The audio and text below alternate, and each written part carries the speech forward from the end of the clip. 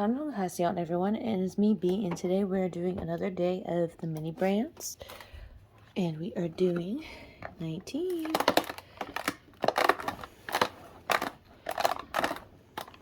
Let's see if I can open this today.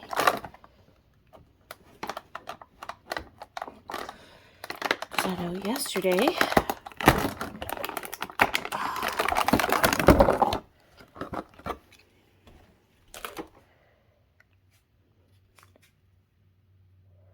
okay, it is the Disney toy box, Minnie Mouse. Okay. All stitches with this collection. That is cute. Kind of out.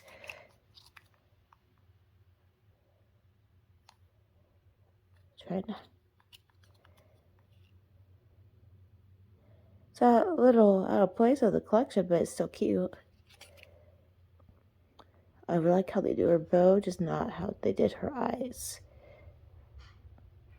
They make her look a little angry, a little mischievous. I love her cat in the background. So cute. Very, very cute. I don't think, yeah, I think the only one we have a Mickey is with him in the car, actually. We don't have the actual figurine, so maybe we'll get a figurine later.